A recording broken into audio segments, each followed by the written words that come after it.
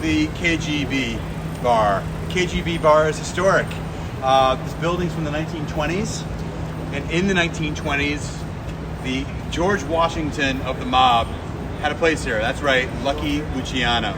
Charles Luciano. He actually, in 1922, ran a speakeasy, a brothel, and a casino right here inside. Now what Luciano did was pretty interesting. He was from the neighborhood, he was from 10th Street, but he would have the liquor brought in from next door, and an underground tunnel would be built to transport the liquor next door here to the building. And that was common in the 1920s during Prohibition to have liquor transported that way. They actually discovered the tunnel not too long ago, maybe 10, 20 years ago, and they pieced that together that the liquor was transported that way. Now, the name is pretty interesting, KGB, and that comes from, in fact, the notion that the owner, Dennis Kowalczuk's parents were Ukrainian socialists. This neighborhood's called Little Ukraine, and they would often meet here and drink. And so when he started the bar, he wanted to call it KGB, but New York would not allow him to use those names because it was during the Cold War, and they did not appreciate references to the Soviet Union. So he did something pretty ingenious.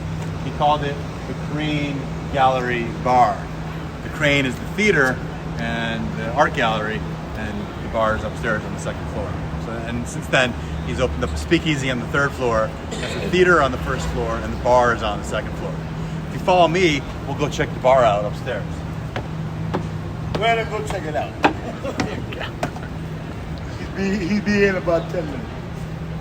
So the theater is right here on the first floor, and we go up to the second floor, and we can see what the bar looked like. Now, unfortunately, there's no real,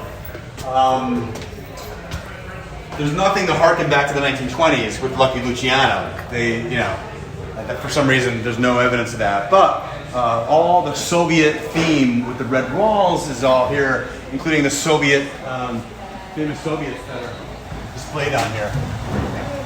And you can see the red walls, Soviet flag.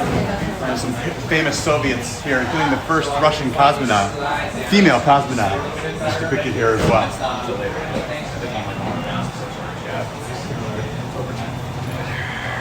So, go to the bar, get a Moscow Mule, and make yourself at home at the KGB bar, one of these village's more historic bars.